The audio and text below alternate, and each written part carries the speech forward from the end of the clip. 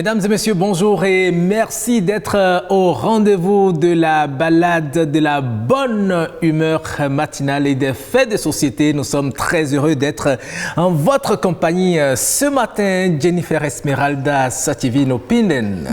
Seydja Morok, Aurélien Akouainou, Nopinden. Bonjour également aux amis téléspectateurs. C'est toujours un plaisir de passer ces matinées avec vous. Comme vous le savez, nous avons concocté de très belles choses pour vous.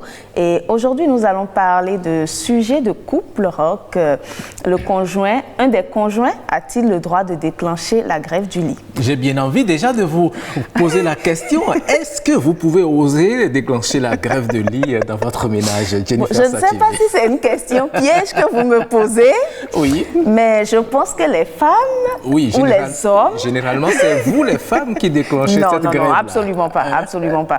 Bon. Je sais pas d'où vous tenez vos chiffres, mais... En tout cas, tous les téléspectateurs sont d'accord avec moi. En tout cas, nous verrons dans cette émission de quel côté cette grève-là provient le plus souvent, et pour quelles raisons est-ce qu'on a le droit, justement, quelles que soient les circonstances, la situation, les problèmes, est-ce qu'on a le droit de déclencher la grève de lit? Quelles peuvent être les conséquences de cette situation dans le ménage? Eh bien, nous ferons le débat, mesdames et messieurs. Asseyez-vous confortablement pour suivre cette émission. Mais avant tout ça, Jennifer Sativino. Avant tout ça, nous allons danser, nous allons rigoler avec notre humoriste et nous irons avant tout découvrir les merveilles du Bénin. Allez, les merveilles du Bénin. Et nous allons où aujourd'hui? Nous allons voir les Tata Samba. Les Tata Samba, vous le savez, pour les voir, il suffit d'aller dans le nord Bénin et nous vous y emmenons. Les merveilles du Bénin.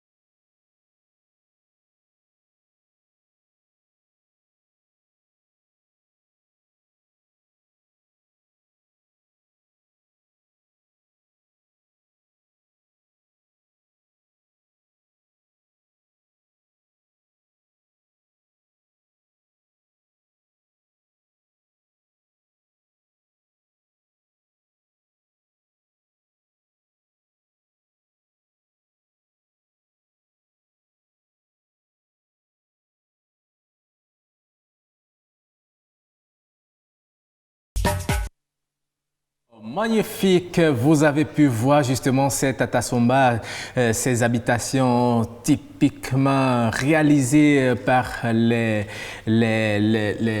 populations Samba, justement en milieu des Tamaris. Lorsque vous allez dans le nord Bénin, vous avez la joie de voir ce type d'habitations qui ne sont pas un peu partout comme à Cotonou par exemple. Pas du tout, surtout dans le nord Bénin, peut-être dans le nord Togo, je crois un peu partout aussi dans d'autres pays, mais dans le nord essentiellement. Et ce qui me plaît toujours, je me plais à le dire, je ne sais pas comment ils s'arrangent, mais lorsqu'ils fabriquent et que vous êtes à l'intérieur, on m'a dit que vous avez l'impression de profiter de l'air conditionné. Je ne sais pas si c'est vrai. Absolument. D'abord, vous voyez, ce sont les femmes, les bonnes dames qui construisent elles-mêmes leurs habitations. Il en a de même pour les hommes. Et c'est avec de la terre pétrie qu'elles font ces habitations.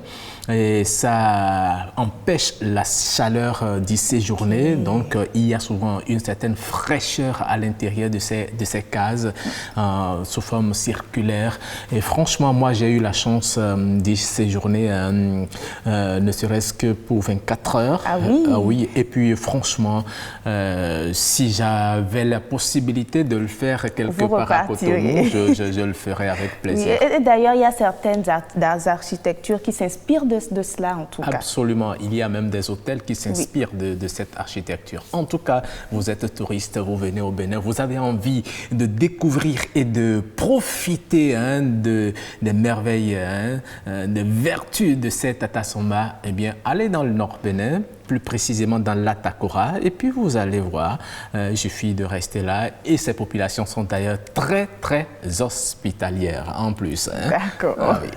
Voilà, merci donc à vous pour nous avoir fait découvrir justement cette Tata Samba Jennifer Satievi. Alors, nous allons à présent passer à l'instant humour, parce que dans cette émission, nous vous permettons de démarrer votre journée dans la gaieté, dans la beauté et dans l'humour, n'est-ce pas, Jennifer? Absolument. Voilà, nous allons installer notre humoriste.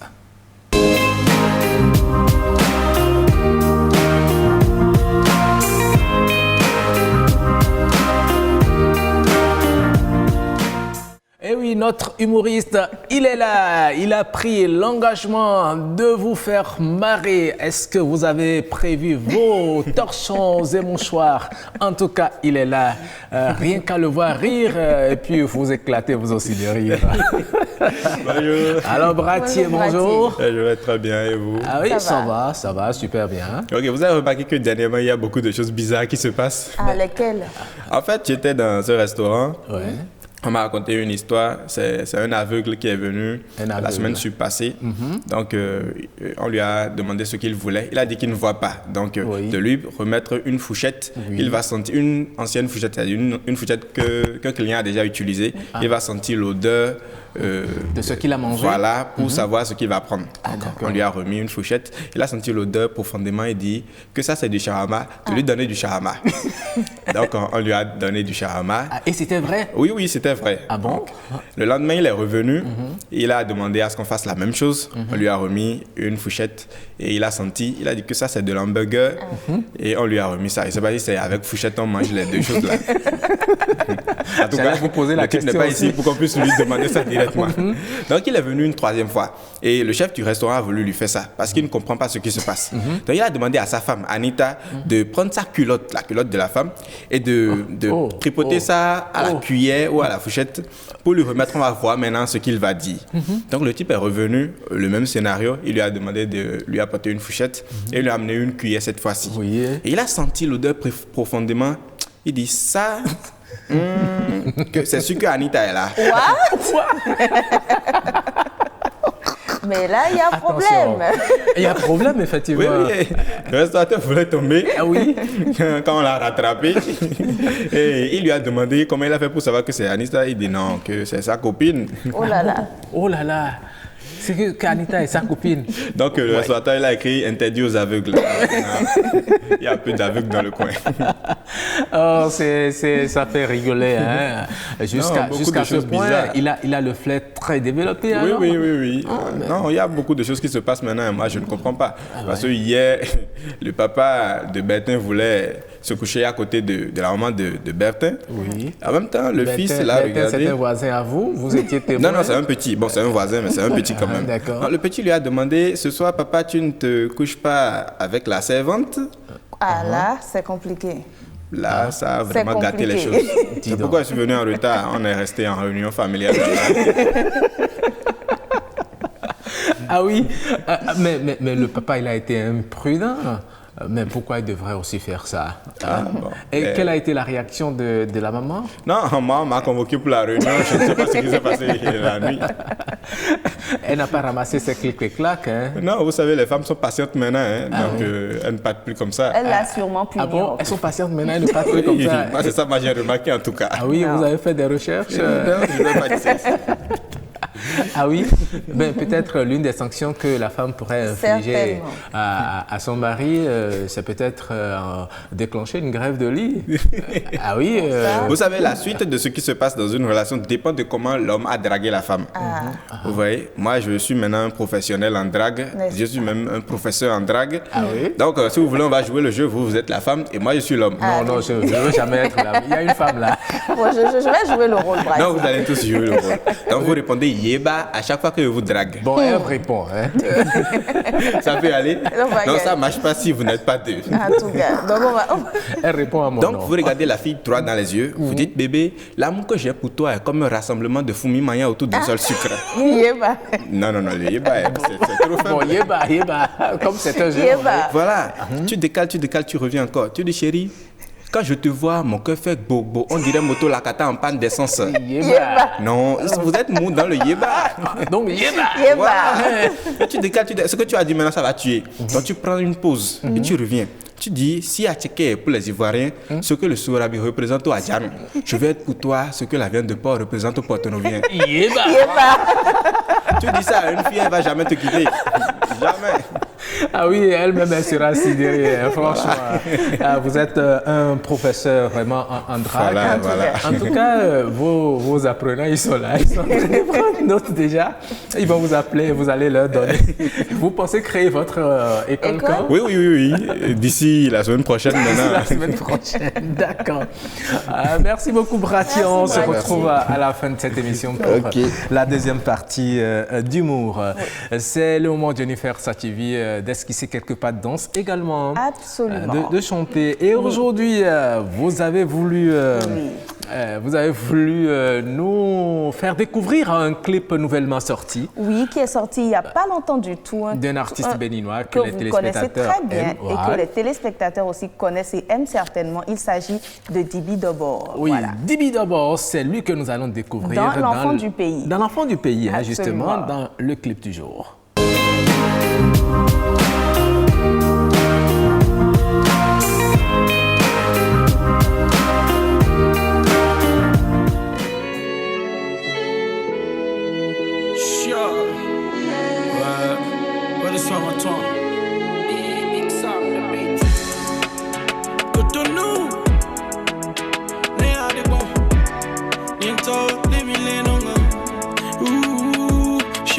Se fancela do dibi fiti akari fiakari bagemo biwaro lele sawe no bana do yero yeni zenu kunu tibakmo ene obudo ba wakhla ni bonyo wa moro aso wa imekento amo ma ublo no jiu no mi deno pacha me de labo yeno do wa mono vyo dewe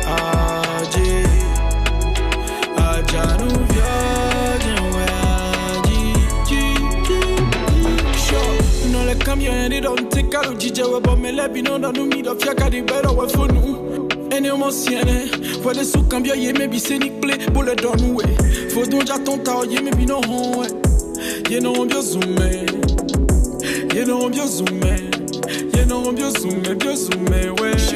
ton de la noati ben au sien demain en l'état me bonté rêve le corps gégé ye no bio zoom we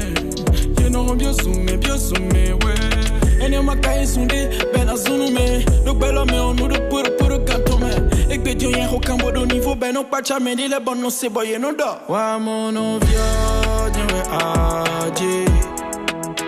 aja nu vio dewe aji wa mono vio dewe aja nu vio dewe aji nya vito mia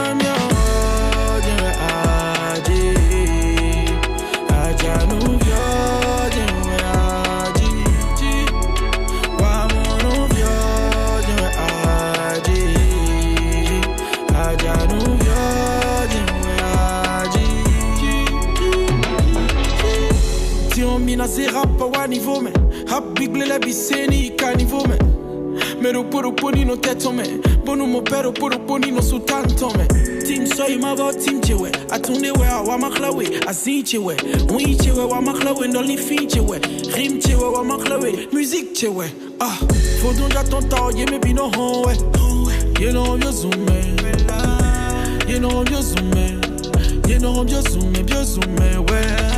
Ekbeti on caché chez Gogo si 500 000 Boy ton million la me ben on pachaye Bon ti on no sa zui de la no do di do edo Hakbo gobo jenwe ya Wa mono vio jenwe aji Aja no vio jenwe aji Wa mono vio jenwe aji Aja no vio jenwe aji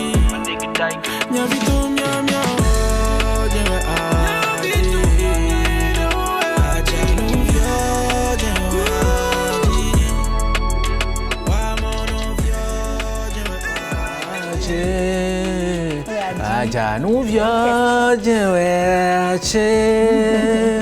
Wamono vioje weache. Ajanu vioje weache. Je ressens que vous êtes très inspiré par la chanson. Ah oui, j'ai bien chanté, non? Avec très bien chanté, je vous donne 10 sur 10. Oh là là, oui. Malgré cette voix de crapaud. Je vous donne 10 sur 10. En tout cas, nous avons aimé. Dibi d'abord, c'est lui qui nous chantait l'enfant du pays, l'enfant du pays que nous avons aimé. J'espère que vous aussi, vous avez aimé ce clip. Hein? Très beau clip. Nous avons dansé. C'est un peu du R&B, du voilà, rap, mélangé etc. à du rap, exactement. Tout et tout, voilà. En tout cas, c'est du bon. Nous avons aimé. Nous lui disons félicitations pour ce clip que nous allons revoir vers la fin de cette émission et le savourer davantage. Alors Jennifer, c'est le moment d'installer nos invités pour débattre de cette question parce que je sais que beaucoup de téléspectateurs ont déjà tiré leur siège pour écouter ce que diront nos invités, les positions de chacun, qui va trancher pour le compte de chacun. Eh bien, nous allons le voir tout à l'heure. Faut-il déclencher la grève du lit parce qu'on est fâché? En tout cas, la question fait sourire déjà sur ce plateau. C'est dans « Et si on en parlait » que nous ouvrons le débat.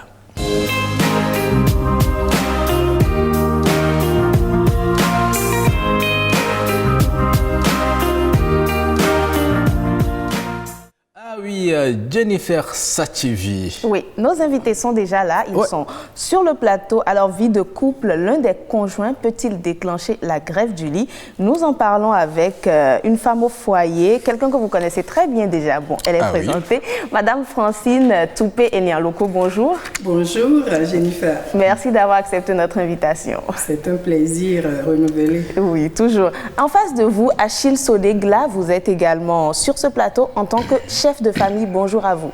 Bonjour Jennifer, bonjour le plateau, bonjour chers amis téléspectateurs. Oui, et merci d'avoir accepté notre invitation. Et pour avoir un avis un peu plus expert, nous aurons un conseil matrimonial rock au téléphone. Il s'agit de Blandine Vigan. Absolument, nous aurons également son avis. Est-ce que l'un des membres du couple a-t-il le droit de priver son conjoint de ce plaisir-là? Mais vous savez, vous avez esquivé la question exprès tout à l'heure, Jennifer. Oui. Il y a une femme sur le plateau et j'ai bien envie de vous lui demander pourquoi ce sont les femmes qui généralement déclenchent la grève du lit. Vous êtes femme, madame.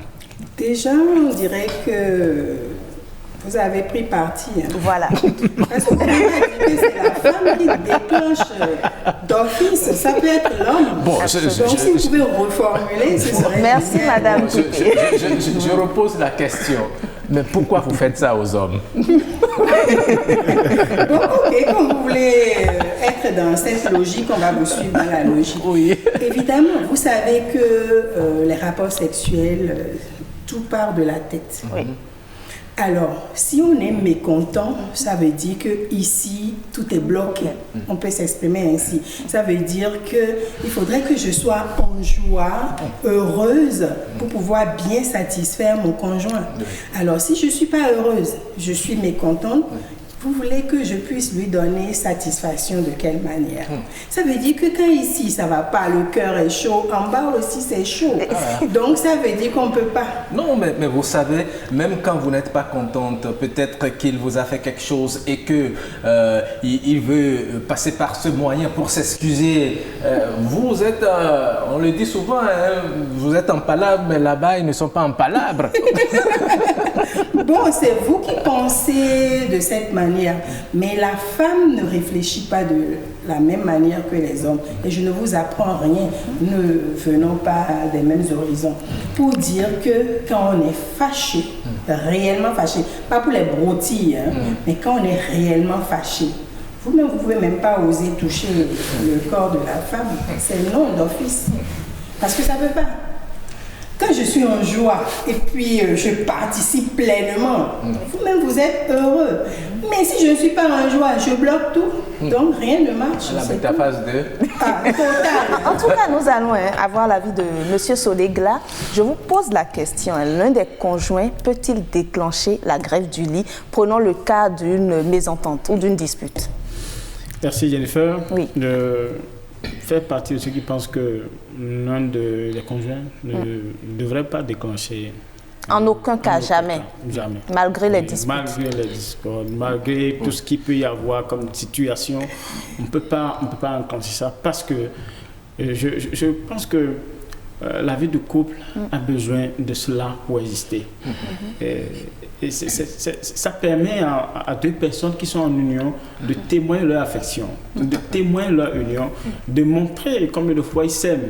Et lorsqu'il arrive que ce moment intime, si sacré, ne pourra plus avoir lieu, je crois que quelque chose ne va pas. C'est ça même qui fait que dans certaines communautés religieuses, je ne vais pas nommer pour ne pas stigmatiser, on va jusqu'à dire que l'union d'un couple n'est pas forcément câblée sur l'enfant. Lorsque votre partenaire arrive à vous satisfaire, c'est largement suffisant déjà pour maintenir ce couple. Vous voyez à quel point c'est sacré, c'est indispensable. Voilà pourquoi je pense et fermement là-dessus que pour rien au monde, on peut trouver d'autres palliatifs, on peut trouver d'autres arguments, d'autres motifs, mais faire la grève du lit, je sais, à mon avis, voilà. Monsieur Solegla, vous avez... Je dirais que ça l'arrange. Je ne sais pas pourquoi on crie. Vous êtes contre.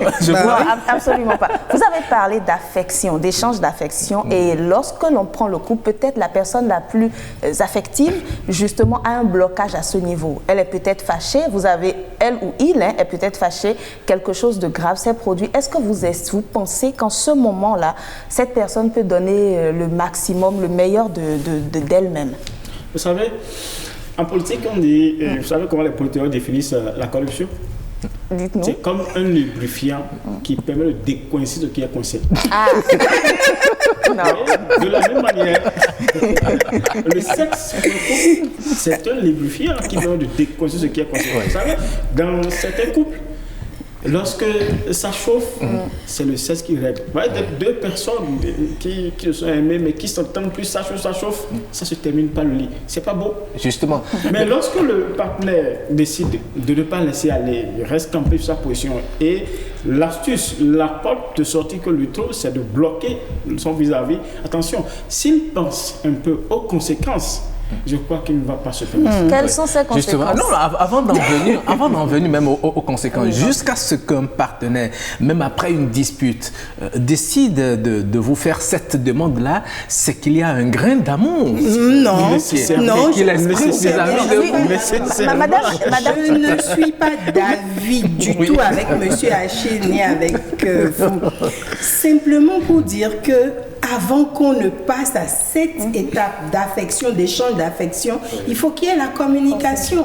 Il faudrait qu'on s'asseye, qu'on parle, qu'on décoince ce qui ne va pas.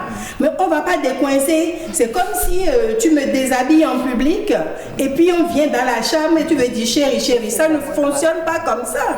On est d'accord que c'est un acte d'amour, et vous l'aviez dit. Mais un acte d'amour sous l'effet de la colère, c'est pas ça qui règle en même temps. Vous devez apaiser la tension. Ah, tu sais, chérie, bon, tout à l'heure, je ne voulais pas dire ça, même si c'est faux.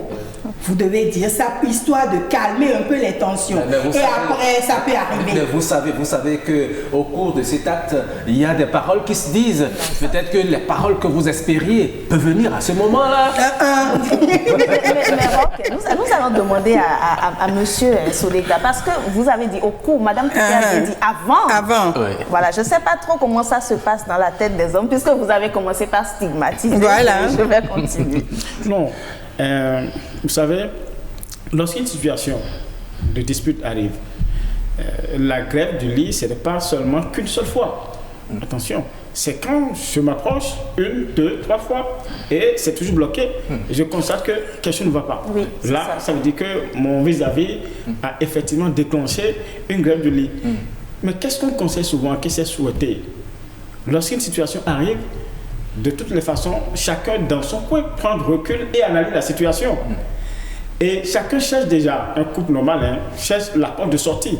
Et lorsque mon partenaire arrive à surmonter la situation qui s'est produite, et qui peut-être, c'est lui qui est en déphasage, qui est en porte-à-faux, c'est lui qui est l'auteur, et qui arrive à surmonter cela, se rapprocher de moi et demande le lit, lorsque je le bloque, est-ce que j'arrive à travailler, à penser à comment il vit cela? Comment ça passe dans sa tête? Cela risque de scléroser mais davantage la situation. Madame Toupé. On est où? Vous avez la parole. C'est à croire qu'on est dans un pays où c'est les hommes qui ont le droit. Surtout, tu as vu comment monsieur Achille parle? Il dit lorsqu'il demande le sexe et puis on bloque ça. Non, il ne parle pas seulement de l'homme qui fait la demande. Et il parle de quoi? Souvent, nous les femmes, quand c'est la femme non, qui il faut qu'on soit, non, il faut qu'on soit clair sur les choses. Vous savez que l'éducation que nous avions reçue, en tout cas, moi, j'ai reçu une éducation à l'ancienne. Hein. Bon, donc on n'est pas trop à même de demander. Souvent, c'est vous qui demandez. Et nous, on donne, allègrement. Mais quand ça ne va pas, on ne donne pas, on bloque. Histoire de se dire, si on fait ça, vous devez savoir qu'il y a un problème. Et quand il y a un problème, chérie, qu'est-ce qui se passe? Et nous allons en discuter d'abord. Je ne dis pas qu'il ne faut pas aller à l'acte, mais on peut bloquer d'abord, histoire de t'amener à comprendre. Il faut qu'on échange. Et souvent, vous aviez entendu M. Haché dire, si surtout que c'est... Voilà. Donc, on jette déjà la responsabilité de l'autre côté. Non, la responsabilité peut être partagée ou peut être du fait de l'homme. Et du coup, c'est souvent quand c'est du fait de l'homme que moi, Francine, je bloque. Quand c'est du fait de l'homme, je bloque exprès. Et maintenant, quand il... Et c'est qu'il y a un blocage. Mais ce qui est bon, c'est que après, tôt le matin, parce que vous savez, comme on le dit enfant, hein, c'est ce que ça mange, Et il se lève le matin et dit, bon, parlons-en. Là, on en parle. On peut finir de parler en même temps et passer à l'acte. Moi, ça ne me gêne pas. Tous les hommes ne sont pas comme ça. Il peut décider, parce que M. Sodegla l'a dit tout à l'heure, au moment où vous avez refusé et que vous avez bloqué, vous ne savez pas tout ce qui se passe dans la tête de quoi? Une fois, ça ne tue pas. Comme quoi? Mais lorsque ça se répète, lorsque c'est une fois, deux fois, trois fois, et que l'homme n'a pas engagé le dialogue. Est-ce que dans ce cas, il ne faut pas qu'il engage le dialogue? Mais voilà, c'est ce qu'on dit. Il faudrait que l'homme... Tu sais, quand on est ici, c'est pour donner aussi des conseils, M. Haché. Donc, il faudrait que, si ça bloque une fois ou deux fois, l'homme doit faire un effort sur lui d'engager le dialogue. Maintenant, si la femme refuse le dialogue là, s'il y a des conséquences, ce serait de son fait. Mais quand l'homme ne fait pas ce premier pas, la femme aussi ne peut pas faire le premier pas pour la résolution du problème en demandant le dialogue. Ou ça peut venir, parce que moi, ce que je recommande souvent, c'est la communication au sein du couple. Moi, de toute façon, si l'homme ne fait pas le pas là, et j'attends deux fois, il ne fait pas, j'entame le dialogue. Très bien. Nous allons voir très rapidement ce que nos concitoyens aussi pensent de cette situation que beaucoup vivent dans leur vie conjugale, justement. Nous leur avons tendu notre micro. Écoutons-les. Elle n'a pas besoin de forcer sa femme avant d'avoir les rapports sexuels. C'est un consentement et puis ça vient comme ça. Le fait de forcer la femme, comme la femme ne peut pas aussi forcer l'homme avant les rapports, c'est comme ça. Donc pour moi c'est mutuel. La femme peut arriver du boulot fatiguée, elle peut être malade. Et vous pouvez avoir des petits problèmes dans le foyer, il n'en manque pas. Et tout ça là peut l'amener à refuser les rapports sexuels. La femme est comme l'homme, donc la femme peut être fatiguée, ou bien si aussi l'homme, en tant que responsable, n'arrive pas à satisfaire les besoins de la famille, bon, la femme peut bien refuser. Et surtout, nous sommes dans un monde où pour aller en mariage, il faut être quand même mature financièrement et moralement. Donc les jeunes qui vont en mariage aujourd'hui, moi je vois qu'ils ne peuvent pas bien gérer. Il faut des gens matures pour aller en mariage, des gens qui connaissent les devoirs et les droits dans le mariage. Non, mais elle doit avoir des raisons pour le faire. Parce que la femme, dans le couple aussi, même si ils sont un, chacun a quand même le droit de réagir. Peut-être que son corps, à ce moment-là, ne fonctionne pas bien, ou elle a des problèmes ou autre là, elle peut refuser. La femme peut refuser l'acte sexuel si elle ne se sent pas dans le plaisir. Avant d'aller à l'acte sexuel, il faut son consentement. Et puis, dans l'acte, il faut partager un plaisir. Et il faut la mener d'abord à rentrer dans le besoin de ce plaisir avant de passer à l'acte sexuel. Et dans le cas contraire, quand tu veux forcer, et ça, c'est une violence. Et c'est interdit par la loi.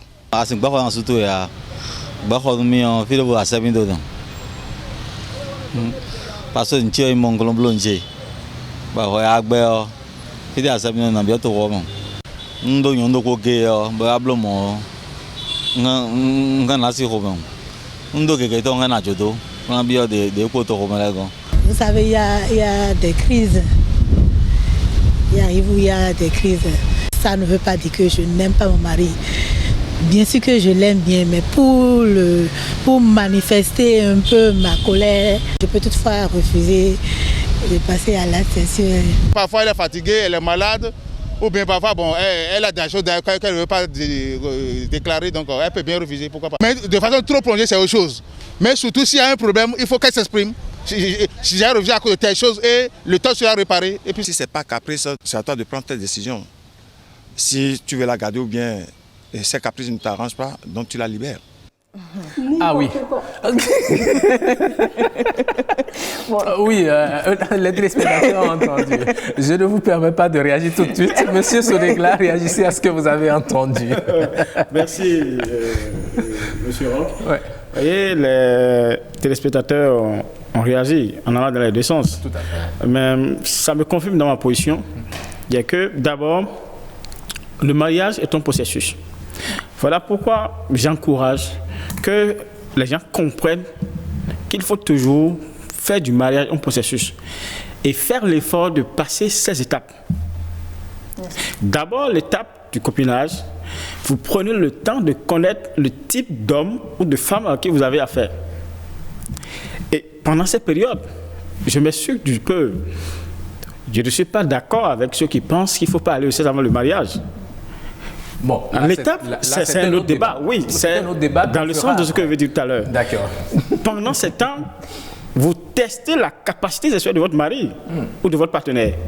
Sa fréquence sexuelle, sa capacité et son degré, son pouvoir de sa capacité de pouvoir vous satisfaire. Mais sur ce plan-là, vous pouvez vous pouvez tester cette capacité. Attention, si c'est au cours du mariage que vous découvrez que votre partenaire est incapable de vous satisfaire, c'est un problème. Qu'est-ce que je veux dire par là? C'est en ces occasions, ces périodes, vous constatez que est-ce qu'avec mon homme, est-il possible pour moi d'entamer une grève de lit? Si vous savez que vous avez un homme qui est un férou, qui adore le sexe, un monsieur comme ça ou une dame comme ça avec qui vous entamez une grève du sexe, attention, il faut lui ouvrir les portes de l'extérieur. Et lorsqu'il va prendre goût dehors, vous ne savez pas ce que ça va donner. Et deuxième chose, nous sommes dans une société en transition où ce qui était accepté hier, les pratiques hier, conseiller madame l'a rappelé tout à l'heure, il faut bloquer, attention. La génération actuelle, ce que nous faisons du sexe, ce n'est pas de cela que nos parents ont fait hier, Le sexe n'est plus un tabou pour nous. Le sexe a tendance à le plus sacré pour cette nouvelle génération. Voilà pourquoi il faut conseiller que, quel que soit, je préfère même que mon partenaire me livre le sexe dans la douleur. J'insiste. Bien n'étant pas d'accord, le faire et puis après. Mais là, vous devez être vraiment macho si votre partenaire sur ce point-là, oh là là. Est-ce que vous allez profiter ça ne va pas arriver 1, 2, 3 fois. Mais ça permet de sauvegarder, ça permet de conserver. Parce que lorsque vous refusez... Vous devez au moins avoir de l'empathie pour elle. Oui, il faut de l'empathie. Mais lorsque ça arrive comme ça, pour sauvegarder le couple, pour conserver ce qu'il y a, il est important, à mon humble avis, qu'il faut accepter. Et après cela, maintenant, il faut passer au dialogue et discuter. Parce que ce n'est pas parfois avec tout le monde que ça se passe très bien. Il vaut mieux le dire cela à ceux qui nous suivent pour comprendre que ce n'est pas dans tous les cas que ça marche. Lorsque je suis avec un partenaire qui adore le sexe, attention, il ne faut pas aller à ces jeux tout de suite. Il va à l'extérieur et lorsqu'il découvre que là-bas c'est bon, c'est vous qui avez commencé par perdre. Madame Toupé, brûle d'impatience là. Franchement, oui. Attendez. Vous avez exprimé votre indignation déjà par rapport à la Vox Pop avant d'écouter monsieur Sodegla. D'accord. Attends, j'ai écouté de ces choses-là, mais c'est pas possible. J'en reste même bouche bée.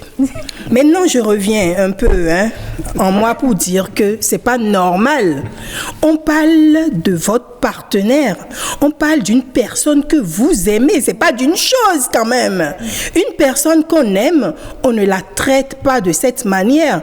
Une personne qu'on aime, heureusement qu'il y a d'autres quand même qui sont venus un peu dans notre sens. Une personne que vous aimez, que vous adulez. Si cette personne, parce que c'est pas fréquent, il faudrait qu'on attire l'attention là-dessus. C'est pas tout le temps on refuse le lit à notre conjoint ou conjointe. Mais lorsque c'est pas caprice. Mais c'est non, lorsque c'est pas caprice. Non, les caprices, qu'est-ce que vous appelez caprice?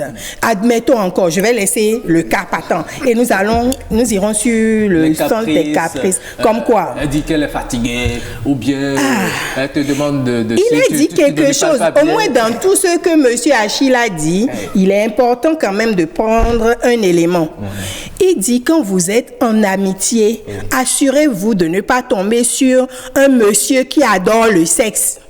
Parce que s'il adore le sexe, le jour où vous lui refusez ça, il ira faire au dehors. C'est autre chose. Mais il n'y a pas que tous les hommes ne sont pas comme ça, Dieu merci. Sinon, qu'est-ce que nous allons devenir? Même si c'était le cas, vous pouvez vous éduquer sexuellement. Non. Et puis vous comprendre. Je ne l'aurais pas épousé. Soit la femme amène l'homme à son rythme, ou bien l'homme amène la femme à son rythme. Comme la femme peut amener l'homme à son rythme. C'est-à-dire que c'est pas mathématique, c'est pas de la pâte, c'est du gombo quand même. Arrêtons. Soyons sérieux. Ce que je suis en train de dire est simple. Même si c'est l'ancienne génération, même si c'est la nouvelle génération, je m'adresse à vous. Sachez chercher votre conjoint ou conjointe en vous basant également sur ces critères parce que c'est important. Parce que si le monsieur, il est obnubilé par le sexe, vous avez vu, non? On a dit, même dans la douleur, il va faire. Donc, ce n'est pas la peine d'aller chercher des messieurs comme ça. À moins que vous-même, vous soyez comme ça. Il y a nuance. Donc, dans tout ce qu'on dit là, on met des gants. Mais moi, je trouve que quand on s'aime d'amour réel et qu'on en vient à refuser le lit, ça veut dire que le problème est sérieux et il faut qu'on en parle. Monsieur Achille disait tantôt que non, il faut faire d'abord et en parler après. Non, on dit en fond, et donne-nous ni nos ans, et donne-nous nos ans. C'est exactement ça. On n'a qu'à parler d'abord et puis après. Parce que quand on a des rapports sexuels, c'est un acte sacré. Et je te donne du plaisir, tu me donnes en retour du plaisir. Mais c'est pas écrit que je vais te donner du plaisir et moi je vais rester comme ça.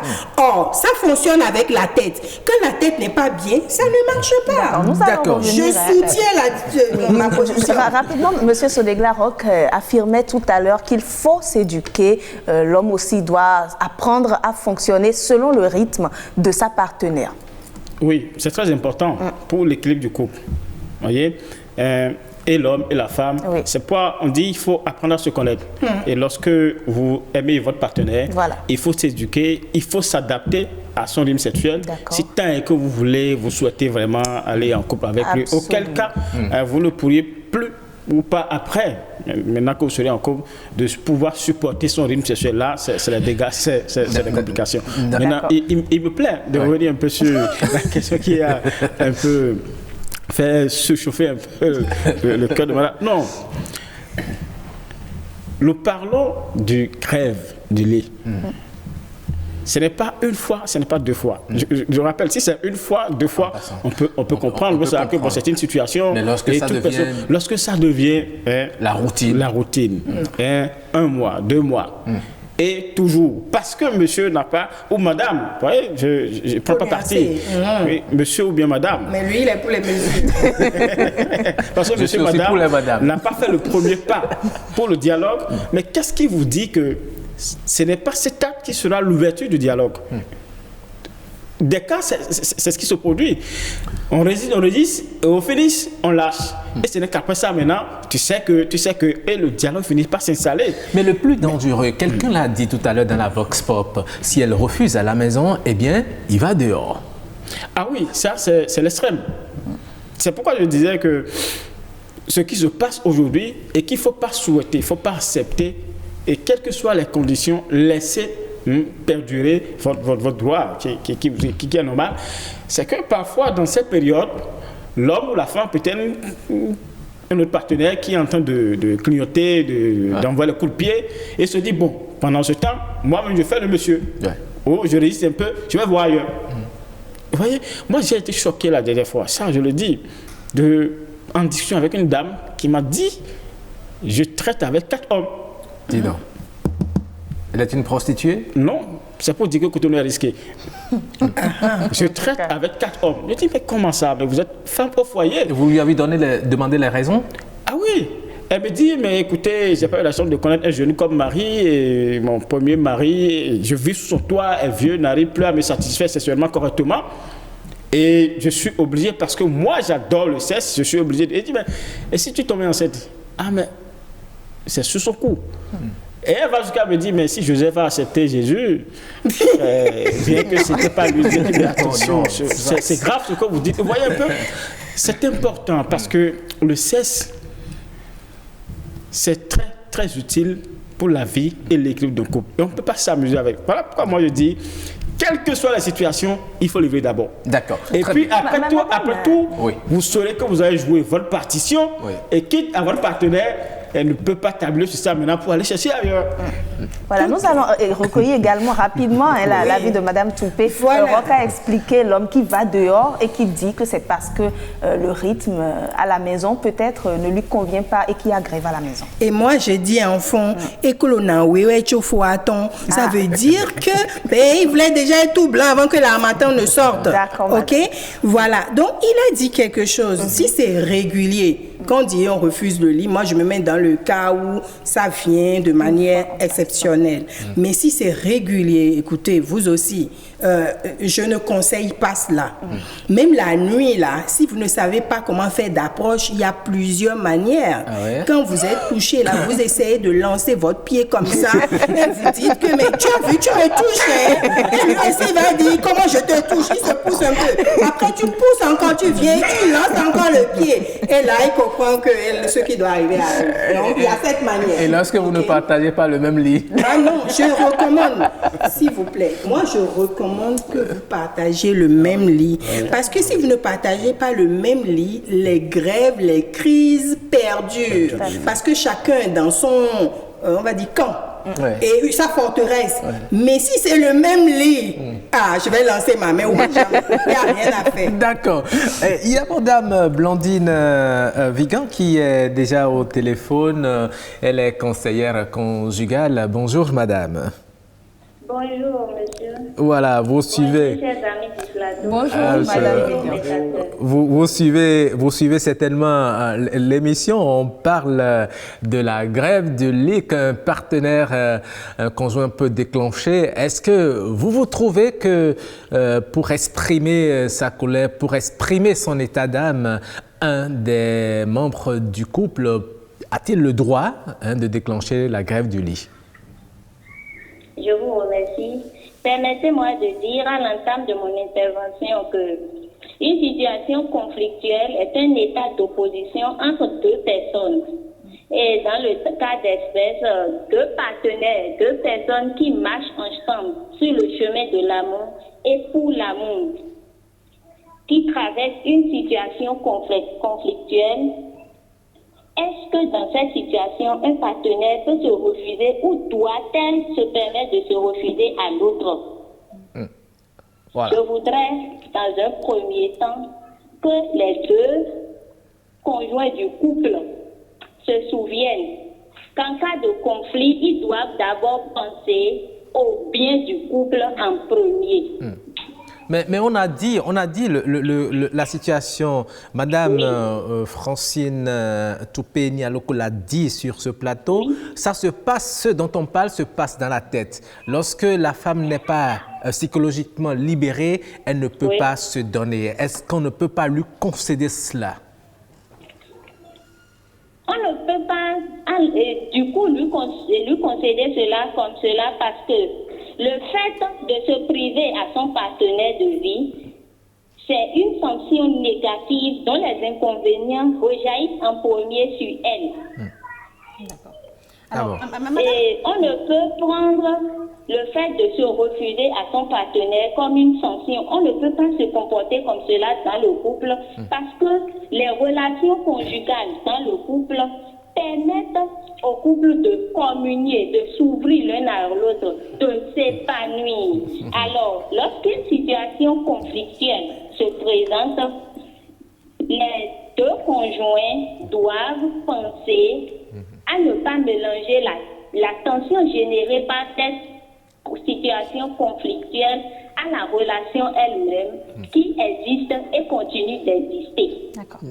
Madame Vigan. Oui, lorsque on parle de cet acte-là, qui est un échange d'affection, de ce que l'on ressent un peu, lorsque l'un des partenaires ressent une certaine frustration ou beaucoup de colère, beaucoup de tristesse et souffre, cette personne-là souffre en elle-même, est-ce que vous pensez qu'elle est à même d'exprimer correctement cet acte? Parce que je pense qu'on ne peut pas le détacher des ressentis. On ne peut pas le détacher, voilà. Ça c'est vrai. Et cet acte doit être réalisé avec le consentement réciproque des deux en plus. Donc, dans ce cas, c'est pourquoi je dis qu'elle doit se souvenir du premier des attentes du couple. Dans ce cas, l'homme qui vient vers elle, malgré qu'il y a une situation conflictuelle qui règne, c'est un homme qui continue de la désirer. C'est un homme qui continue de l'aimer. Donc, c'est cet aspect de l'amour qu'elle doit prioriser. Et en priorisant cet aspect de l'amour, elle doit faire des concessions, des compromis, garder sa patience, son calme. C'est un exercice difficile, mais à faire la paix. D'accord. Est-ce que Madame Vigan, après cet acte-là, cette femme frustrée, malheureuse, qui renferme toutes ses émotions négatives, est-ce qu'après l'acte, vous pensez que ça y est, tout s'envole et la paix est revenue? Non, la paix n'est pas du tout revenue. C'est pourquoi nous invitons l'homme à valoriser la femme dans les situations conflictuelles. Dans ce cas où l'homme continue de la désirer, et voilà que la situation n'est pas encore bien gérée, elle n'a pas encore pu digérer cette situation, l'homme doit utiliser des stratégies adéquates pour pouvoir l'amener tout doucement vers lui, pour pouvoir la faire adhérer à son désir. D'accord. Si, dans la mesure du possible, l'homme doit essayer de l'accompagner à gérer cette situation. Parce que les situations conflictuelles dans le couple ne sont pas des épreuves à fuir. Ce sont des épreuves qui amènent les deux conjoints à consolider le lien qui les unit. Donc, les deux conjoints doivent avoir cela à l'esprit et savoir que les oppositions nourrissent le couple. Les divergences font la complémentarité dans le couple. Donc, en situation de conflit, ils doivent être pratiques. Ils ne doivent plus être rêveurs. Ce n'est pas parce qu'il y a ce conflit que l'homme a cessé d'aimer sa femme ou bien que la femme a cessé d'aimer son homme. Mais est-ce qu'il n'y a pas des cas qui font exception? Par exemple, il y a une situation très grave, quelque chose d'assez frustrant, par exemple. Est-ce qu'il ne faudrait pas plutôt dialoguer, communiquer, faire baisser les tensions? Faire baisser les tensions. Un accent particulier doit être mis sur le dialogue, la communication dans le couple. Et cela doit être fait au jour le jour pour ne pas encaisser beaucoup de frustration et que cela devienne une gangrène dans le couple. Voilà. Une question de l'une de nos téléspectatrices, hein, madame. Elle dit ceci, elle voudrait savoir, un enfant, il paraît que l'enfant qui est né suite à un acte sexuel dans ces conditions est souvent un enfant rancunier. Est-ce que vous l'attestez?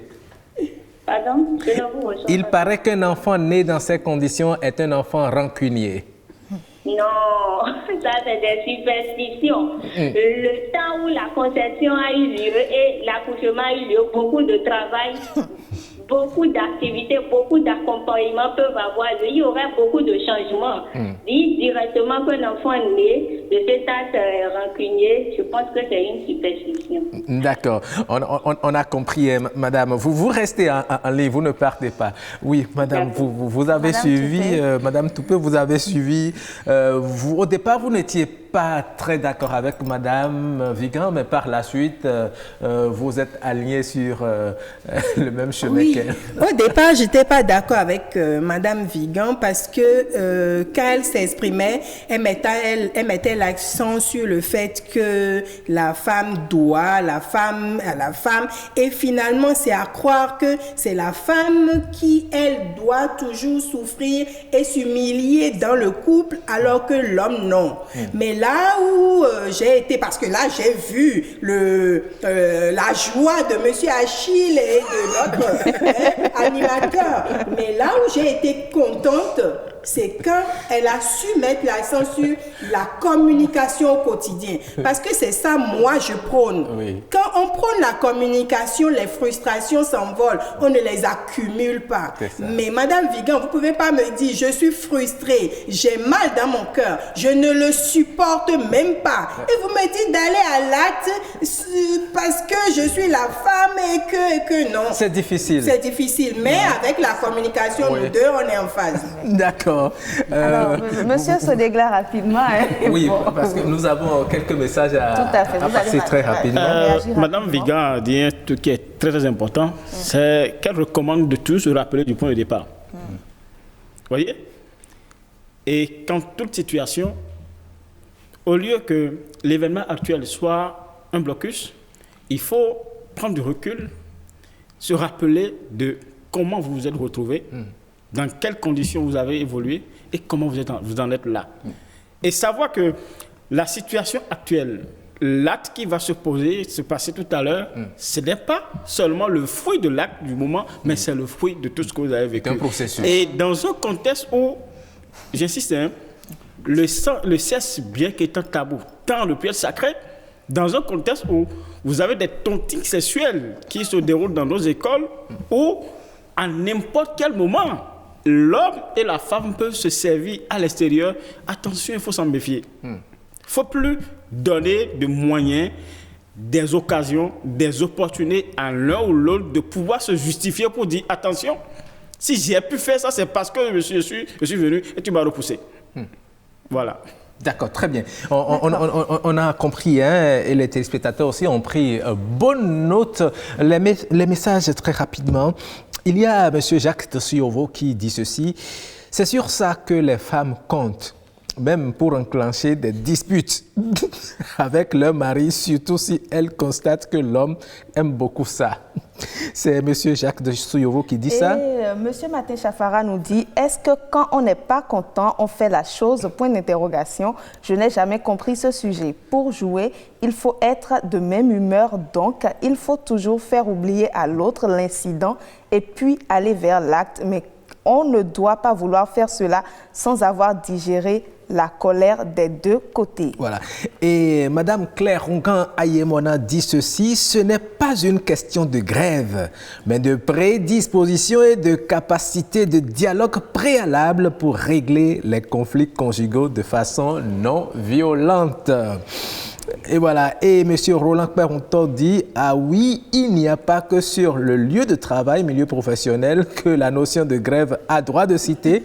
Ah oui, l'expression grève du lit vient nous confirmer le champ lexical assez large du terme grève. » Voilà. Un autre message, si je dois placer un petit mot avant de disparaître, c'est que l'acte sexuel normal ou naturel se repose essentiellement sur le psychisme. Les cas d'exception sont dus aux excitants ou Viagra. Sinon, si mentalement on n'est pas d'humeur ou en bon équilibre, on ne répond pas. Je parle sous contrôle des professionnels de santé. Voilà. Et Martin Chafara qui dit ceci, il faut savoir mettre fin à des clivages sentimentaux causés par des malentendus. Et c'est souvent l'égoïsme du sexe masculin qui amène à cela. C'est le message d'un homme. Hein? Oui, c'est le message d'un homme qui le dit.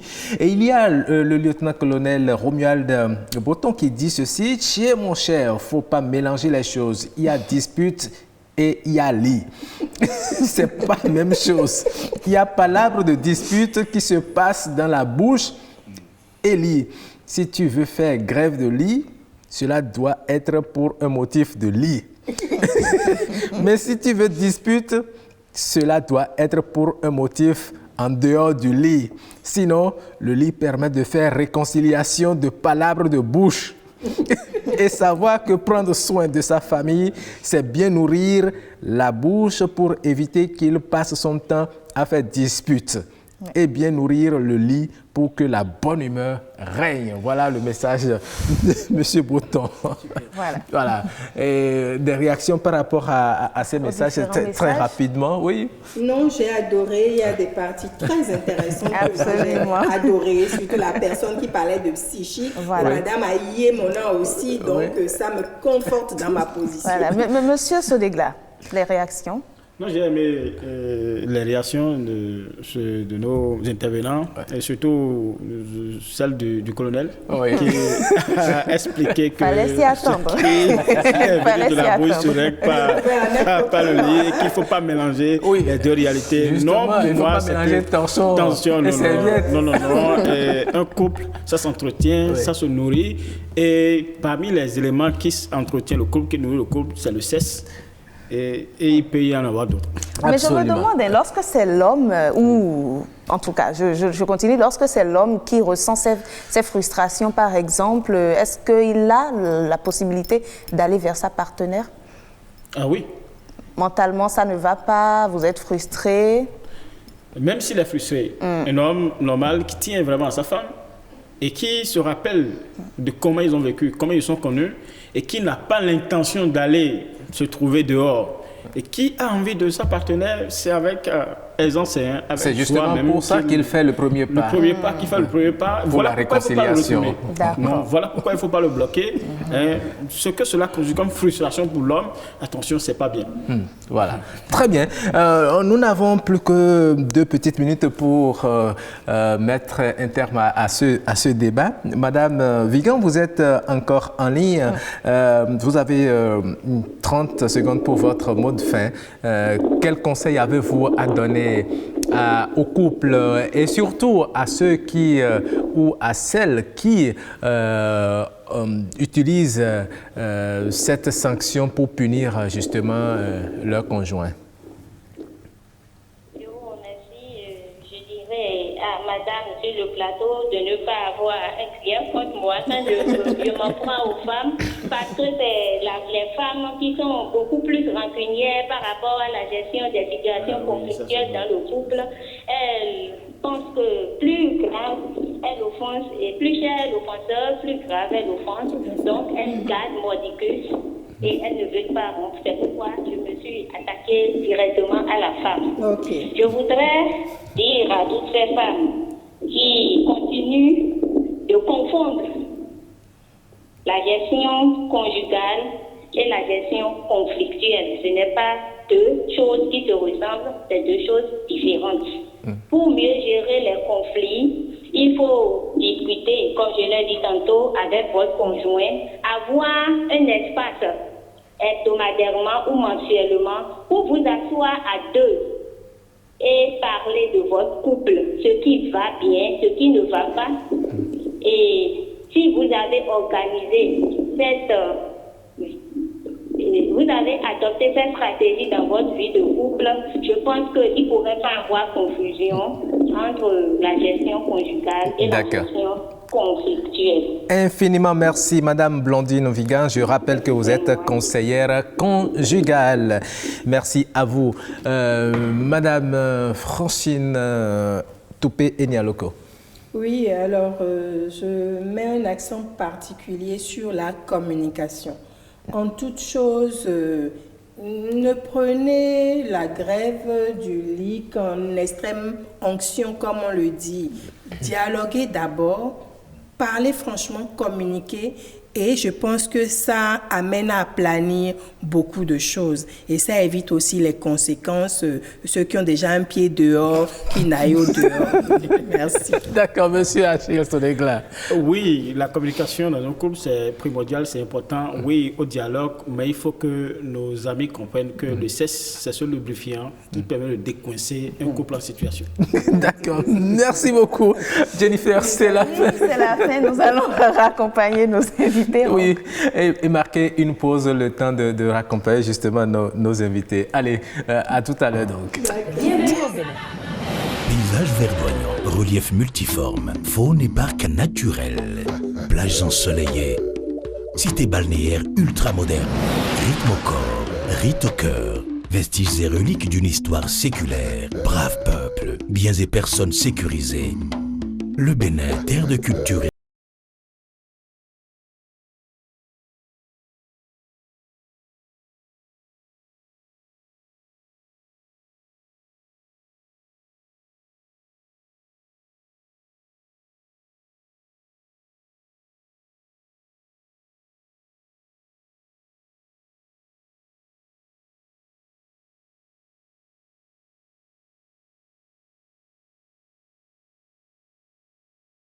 à l'ambassadrice de la culture béninoise, Angélique Kidjo, qui va vendre notre pays, le Bénin. Merci donc. Alors Jennifer, on revient sur ce plateau. On revient pour aller vers us et coutumes. Oui, nous allons partir découvrir les us et coutumes d'une ethnie du Bénin. Les Peuls. Et cette ethnie, elle n'est pas que du Bénin, c'est une ethnie interrégionale. Tout à fait. Absolument. Il s'agit des Peuls. Oui, je ne sais pas si vous avez remarqué, la plupart des Peuls en général, en tout cas, ils sont très réservés. Je ne sais pas si vous avez fait le constat, donc c'est un trait de culture en fait. Ah bon? Donc pourquoi ce trait de culture? Eh bien, c'est ce que nous allons découvrir dans Us et coutumes.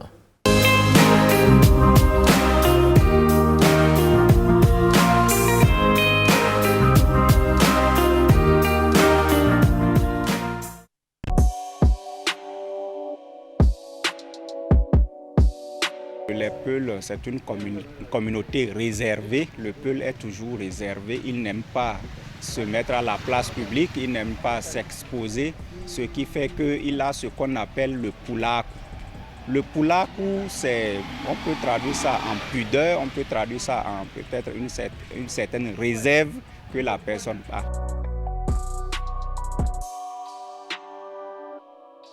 Dans l'ancien temps, le Peul n'achetait pas de la nourriture pour manger sur la place publique. Lorsqu'il achète, il doit chercher quelque part où se cacher avant de manger. Et s'il est en train de manger, que des gens viennent, il doit arrêter de manger parce qu'il ne veut pas qu'on le voie en train de manger. Donc ça fait un point. En dehors de ça, il y a des choses que le Peul ne fait pas. Je prends par exemple la relation entre l'homme et son épouse. Vous n'allez pas voir dans l'ancien temps un jeune couple assis, homme et femme, en train de causer.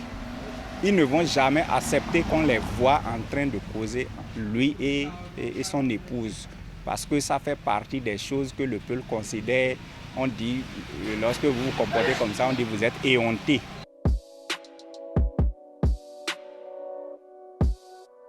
Que vous soyez noble, que vous soyez pauvre, que vous soyez quoi que ce soit, si vous êtes Peul, vous êtes obligé de développer ces caractéristiques de poulakou. Et cela ne dépend pas de votre statut dans la société ni aucune autre chose. Dès que vous vous reconnaissez être Peul, vous êtes tenu d'avoir cette valeur-là qui caractérise toute la communauté. Et je peux vous dire, il y a des choses qui sont interdites dans la communauté, il y a des choses qui sont autorisées.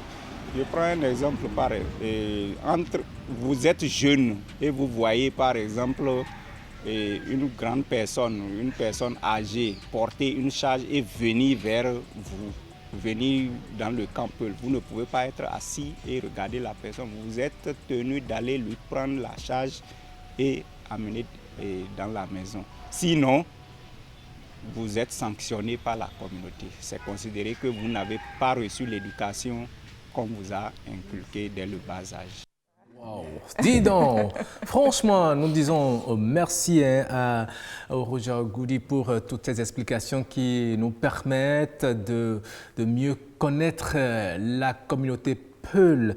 Vous voyez ça? On dit très intéressant. Un couple de Peul ne peut pas s'asseoir en public et être en train de discuter.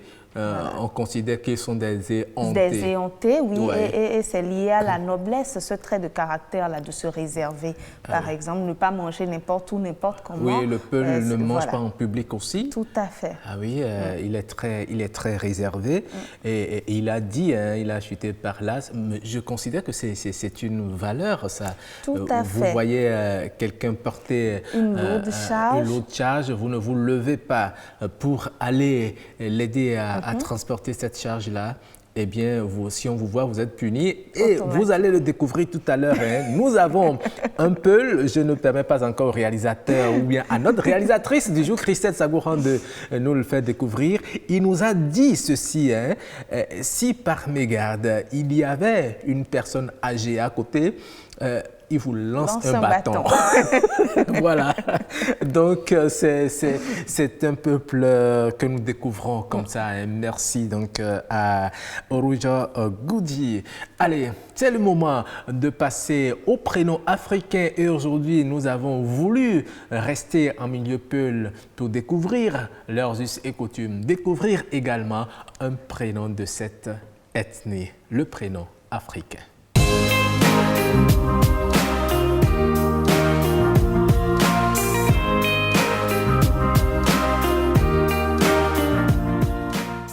Ah oui, il est là. Il est là. Est-ce que, avec la complicité de notre réalisatrice, on peut le découvrir? Il est connu, hein? Il est connu. Oui, il est connu, c'est un visage connu. Oui, c'est monsieur Justin Samuel Elijah.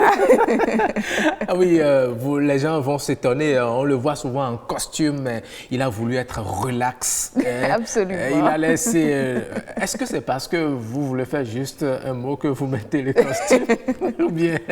Parce que je parle la langue du blanc, il faut s'habiller comme le blanc. Tout à fait. Ah oui. Et puisque vous voulez parler de vous, voilà, je veux parler de moi, donc je reste moi. Vous restez vous. J'aurais bien voulu vous voir avec votre veste de juste un mot. Non pas sa veste de juste un mot, mais l'habit qu'il porte généralement pour... avec les lépires. Ah oui, voilà. Voilà, ça s'appelle lépire. Ah oui. Les lépires. Voilà. Ah d'accord. Oui. Ah, je viens d'en apprendre encore. Moi aussi. Aïe. Samuel Elijah, merci d'être là avec nous ce matin pour nous faire découvrir un prénom. Oui, Peul. Le prénom Touma. Touma. Oui. Ah, le prénom Touma. Esmeralda l'a mieux prononcé, c'est Touma. Touma. Parce qu'il y a deux M, ça fait Touma. Touma. Voilà. Touma, ça veut dire quoi? Touma, si on veut expliquer d'abord le mot, Touma, ça veut dire être entre, être dans, être au milieu, ou être partout, à l'intérieur. Non, pas partout, être au milieu de quelque chose. Par exemple, si je suis au milieu des hommes, je peux utiliser le terme pour dire je suis au milieu de ces personnes-là. Ou quand je plonge une calebasse dans l'eau, je peux dire j'ai Touma, la calebasse, dans l'eau. Donc la calebasse est en plein dans l'eau. Mais il faut qu'elle soit complètement entourée d'eau à l'intérieur de l'eau pour qu'on dise que c'est Touma. Quand c'est à moitié, c'est pas Touma. Quand je suis au milieu des gens et que c'est une partie, je ne suis pas je ne suis pas Touma entre les hommes, mais il faut que les hommes m'entourent de tous les côtés pour que je sois, pour qu'on utilise le terme. Donc si je mets la calebasse dans le lait de vache, et que c'est complètement immergé, la calebasse est Touma. Bon, on ne peut pas mettre la calebasse Touma vraiment dans le lait, mais la louche plutôt. Ah, d'accord. Parce que la calebasse est aussi un peu grande et puis vous me voyez en train de mettre la calebasse entièrement dans le lait, ça veut dire que ma main va toucher le lait. Ce qui n'est pas hygiénique. Voilà. Très bien. Et donc ça indique un peu le sens de ce prénom-là. C'est une personne qui est née au moment où tous ses grands-parents directs sont vivants à sa naissance. C'est-à-dire mais dans ces conditions, beaucoup de personnes s'appelleraient Touma. C'est pas évident. Je parle de grand-père, je parle pas de parents. Ah d'accord, de grand-père et grand-mère, paternelle et maternelle. Exactement. Il a le grand-père paternel, la grand-mère paternelle, la grand-mère maternelle, le grand-père maternel. Tous sont vivants. D'accord. À sa naissance, en ce moment, il peut s'appeler Touma. Ça veut dire qu'il est en plein dans toute la famille. Il est bien entouré. Naturellement, ses parents sont vivants. Le papa et la maman sont vivants. Les grands-parents des deux côtés sont vivants également. Aussi. Donc, il est vraiment entouré de tous les parents. Oui, mais vous ne voyez pas, il y a de fortes chances que beaucoup de personnes se prénomment alors Touma. Vous voyez, déjà à l'âge de 20 ans, il peut déjà se marier. Si son père s'était marié à l'âge de 20 ans également, pendant qu'il a 40-45 ans, il est encore dans les bonnes espérances de vie. Donc, il y a de fortes chances qu'il soit grand-parent et vivant. Bien évidemment, tous les prénoms africains sont comme ça. Parce que, par exemple, quelqu'un qui est né un jour de la semaine a un nom. Et il n'y a que 7 jours de la semaine. Très bien. Donc, il y a de fortes chances que beaucoup s'appellent lundi, beaucoup s'appellent mardi. Donc, c'est du pareil. Et est-ce que c'est l'aîné qui s'appelle Touma, celui qui ouvre... Non, quel que soit son rang, quel que soit son rang dans la famille. Seulement que, bon, si un premier est Touma, le second ne sera pas Touma parce que tous les parents sont vivants aussi, on ne donnera pas le même nom. Voilà, il y aura forcément une autre circonstance qui va lui donner son prénom. Absolument. Voilà, par exemple, la saison, le moment, tout ça là, ça peut donner. Si c'est au moment où on veut conduire les bœufs au pâturage. On peut l'appeler au rôdi, par exemple. Ou bien lorsque les bœufs reviennent du pâturage, etc. Il y a ces circonstances qui viennent particulariser. Oui. C'est exact. Mais qu'est-ce qui caractérise les Touma de façon générale? Bon, les Touma, c'est des gens qui, en quelque sorte, on peut dire, qui sentent la sécurité, qui inspirent la sécurité. Ça veut dire que tout le monde est là pour vous. Et vous êtes là aussi pour tout le monde. Est-ce qu'ils ne sont pas par hasard des enfants gâtés lorsqu'ils se sentent trop en sécurité? On peut dire ça, ils sont gâtés, ils sont effectivement gâtés parce qu'ils ont tout le monde, mais gâtés dans le sens de bien-être, de chérir, pas forcément de choyer, quelqu'un qui est dans la débauche.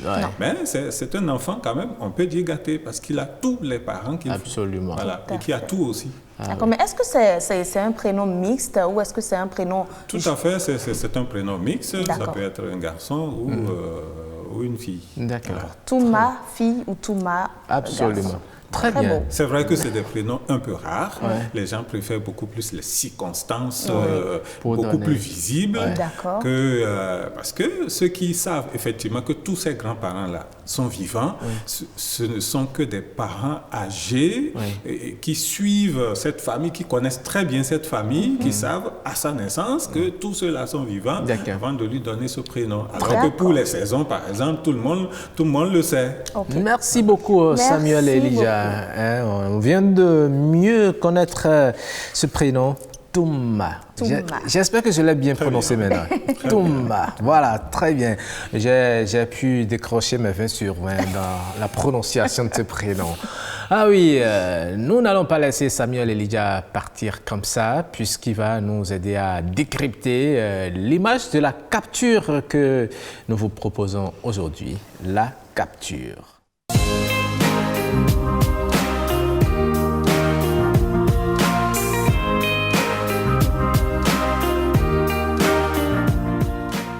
Ah oui, la capture, c'est cette rubrique qui nous permet d'opiner sur une image peut-être insolite ou une image qui inspire réflexion, des commentaires. Alors, nous allons voir rapidement celle que Jennifer Esmeralda Sativi nous a proposée aujourd'hui. Nous découvrons ensemble l'image.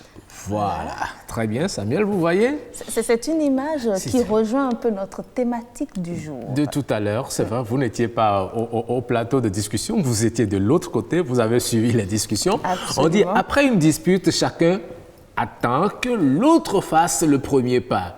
Qui doit réellement faire le premier pas? L'homme ou la femme, Samuel Elijah? Les deux, merci. Mais là, voilà, personne ne veut faire le premier pas. Malheureusement, il faut que quelqu'un fasse le premier pas.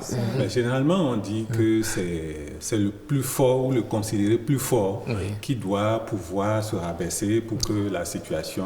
J'aime beaucoup votre philosophie. Oui, c'est le plus fort qui doit se rabaisser. L'homme devait pouvoir faire le premier pas. Absolument. Mais je dis quand même en conclusion... c'est les deux. C'est les deux, oui. Mais bon, écoutez, c'est les deux, oui, effectivement, c'est les deux. Mais lorsque de l'autre côté, c'est un peu trop dur, bon, moi, je conseille aux hommes...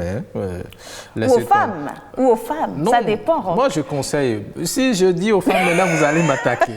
C'est pourquoi je voudrais demander aux hommes de laisser tomber cet ego. Et puis, c'est même une belle position. Vous la prenez dans votre bras et puis... Les femmes doivent le savoir.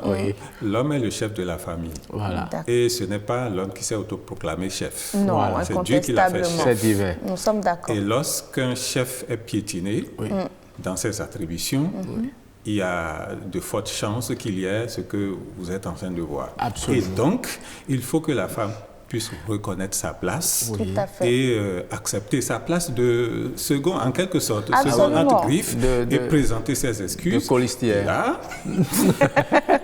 Là, le chef se trouve beaucoup plus en sécurité dans son armée. Absolument.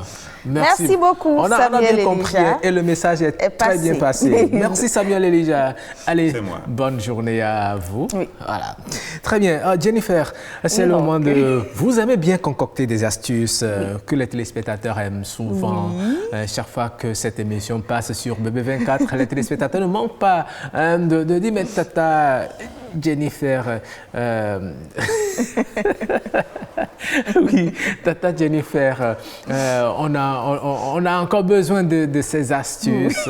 Voilà, donc aujourd'hui, vous avez encore concocté une astuce pour nos téléspectateurs. C'est une astuce que nous allons voir très rapidement, juste après ceci.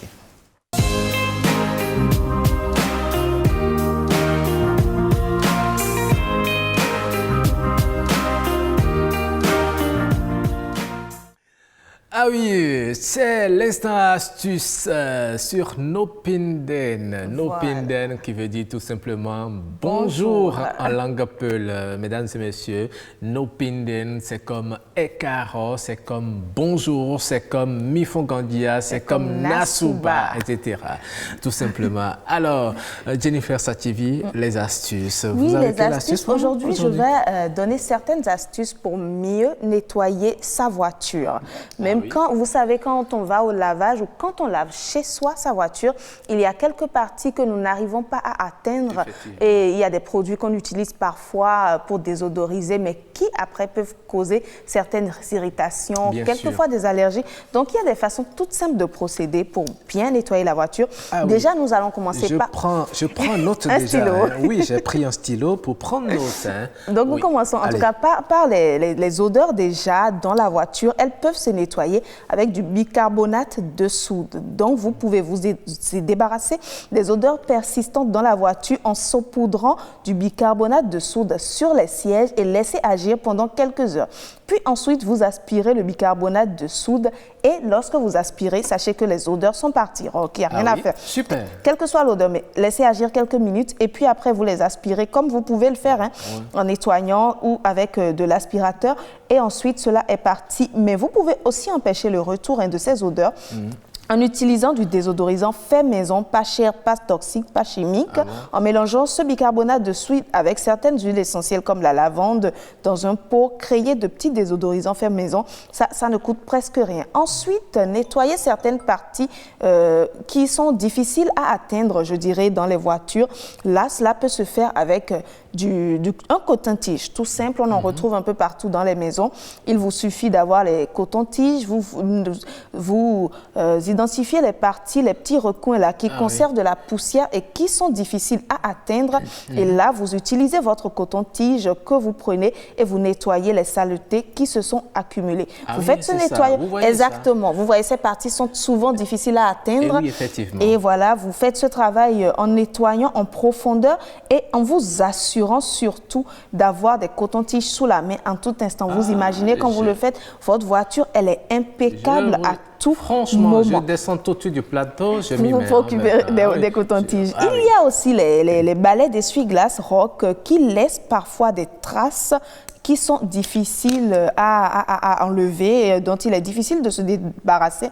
Même avec certains produits, il suffit de vous procurer vous procurer d'un alcool à 70 degrés et de nettoyer vos balais d'essuie-glace. Vous pouvez, voilà, oui, l'alcool à 70 degrés, vous pouvez en retrouver à la pharmacie ou parfois dans certains supermarchés, vous nettoyez vos essuie-glaces et même quand il y a soleil et tout ça, vous n'aurez plus les problèmes de traces, même après la rosée, quel que soit le moment, vous pouvez nettoyer. Ah oui, un peu comme ça. Tout à fait. Ah oui. Et là, quand Vous avez dit quoi? De l'alcool à 70 degrés. À 70 degrés, il faut préciser. Et puis, vous nettoyez ces balais-là, puisque ce sont eux qui balaient et qui laissent parfois les traces. Et vous savez, quand vous utilisez certains produits, le soleil sèche tout de suite. Il y a des traces qui restent et qui sont difficiles. Donc, nettoyez ces balais. Et lorsqu'ils font leur travail pendant la pluie, par exemple, il n'y a aucune trace parce que cela est bien propre et très, très, très propre. Vous pouvez également utiliser ce nettoyant naturel pour faire partie des autres tâches de votre voiture. Et voilà, lorsque les voitures sont dans des espaces fermés et vous pouvez les nettoyer. Aussi, oh, franchement, voilà. J'ai tellement aimé ces astuces que je voudrais bien vous demander de vous en arrêter là pour aujourd'hui. D'accord, il y en a beaucoup d'autres. Je vous vois avec beaucoup d'astuces là. Tout à fait, il y en a beaucoup. Donc, mais voilà, vous réservez la suite pour les autres émissions. D'accord, donc, pas de problème. Prenez tout simplement le rendez-vous si vous voulez avoir vos véhicules, l'intérieur de vos véhicules propres, impeccables, comme nous sommes en train de le voir à l'écran. Eh bien, abonnez-vous simplement à cette émission. Vous aurez des astuces très simples, faciles à faire et puis vous aurez satisfaction. En tout cas, moi, j'ai pris bonne note. J'en ferai l'expérimentation la prochaine fois. je vous le dirai. D'accord. Allez, nous allons maintenant recevoir notre humoriste pour son second passage, Bratier. Il est là. Vous le reconnaissez, hein? C'est l'homme qui guette, qui connaît même le poids du chat de son voisin en période de fête. Vous voyez, et il estime que c'est un gâchis. C'est lui. Bratier, vous êtes là. Oui. Je vous ai dit tout à l'heure que je fais beaucoup de recherches. Non? Oui. Ah oui, voilà, donc, vous revenez de votre laboratoire comme ça. Voilà, exactement. Moi, depuis quelque temps, j'ai commencé par détester la langue des musulmans, le Yoruba. Pourquoi? Non, ça c'est pas la langue des musulmans, non. C'est pas ça? Non, c'est pas une langue de musulmans. C'est une langue de Yoruba. En milieu Yoruba, il y a des chrétiens également, il y a des évangélistes, etc. En tout cas, c'est la langue là que je déteste maintenant. Pourquoi détester cette belle langue? Il y a beaucoup de poils. De poils? C'est-à-dire? Ce qu'on appelle fond, angon ou enfant. Parce qu'ils ne peuvent pas faire une seule phrase sans faire appel au poil. Vous voyez, par exemple, Béfon, donne-lui, il y a du poil dedans. Un Béfon, dis-lui, oui. il y a du poil dedans. Oui. Fourmi, donne-moi, il y a encore du poil. Donc, ça me dépasse. Non. Là, c'est... Et quel problème vous avez avec les poils? Non, c'est que c'est parce qu'ils ne peuvent pas faire une phrase sans évoquer les poils. C'est ça qui m'énerve au fait. Bon, ça veut dire Béfon, ça veut dire donne-lui. Mais il y a le poil. Le poil est à l'intérieur. Mais entre donne-lui, où est le poil? Donc c'est ça, j'ai continué avec mes recherches. C'est juste une partie de mes recherches. Je vais poursuivre ça après.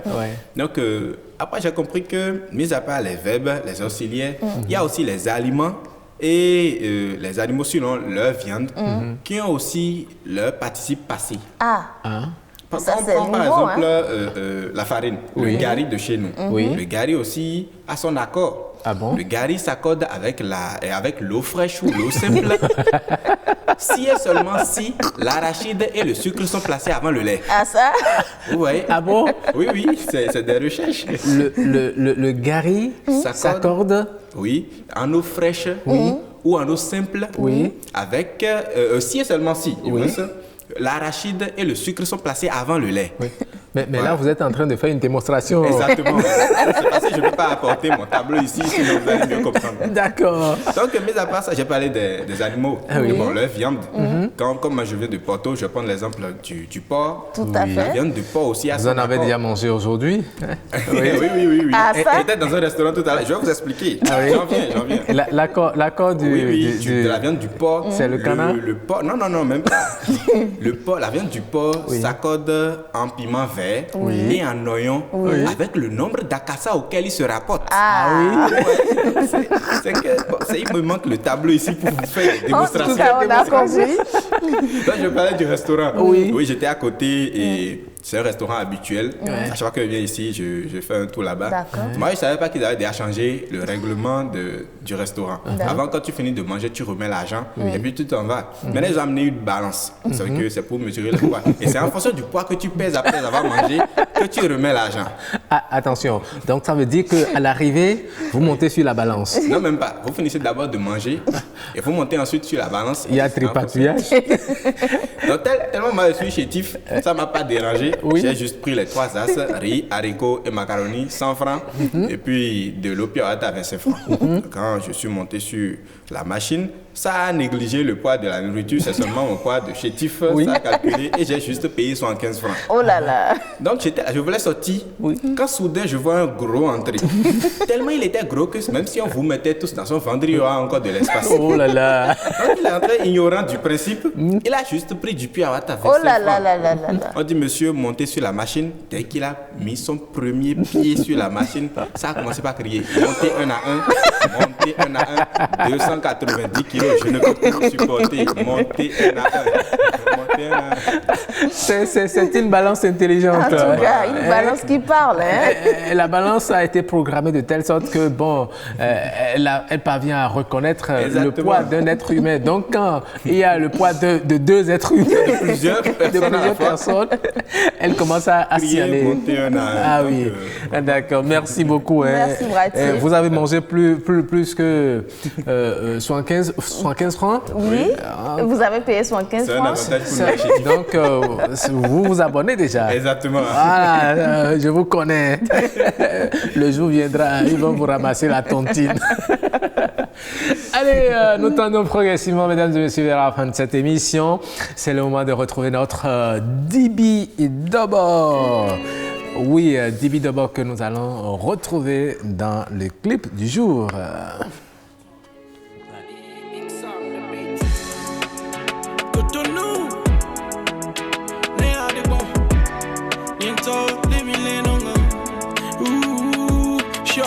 Se fancela do dibi fiti akari fiakare bo gemo bi waro lele sawe no bana do yero yeni zenu kunu tiba mo ene on budo ba wakhla ni bonyo wa mondo azon wa imekento amo ma ublo no jiu no mi beno pacha me de labo yeno do wa mono vio nwe aje aja no vio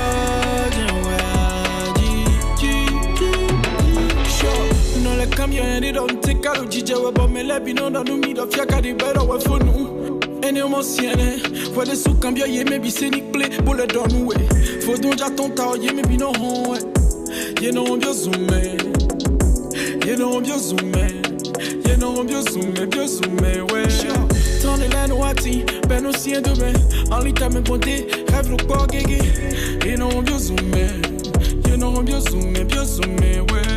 ene makai sunde bena zunume do belo me onu do puro canto me ek be dio yen ho kambo do niveau beno pacha me le bon no se boye no do wa mono vio nwe aje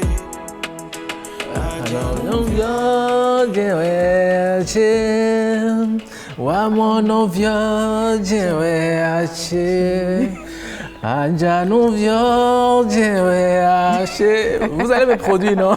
Rock. Oh, bon, super, on va y penser. On va penser à votre production. Voilà.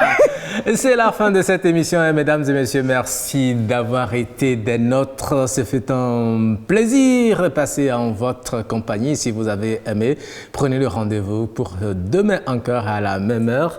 Et je serai là avec Jennifer Sativi en ma Toujours compagnie. un plaisir. Oui. Merci beaucoup. Merci à tous nos techniciens qui ont participé à la réalisation de cette émission. Merci également à tous nos invités.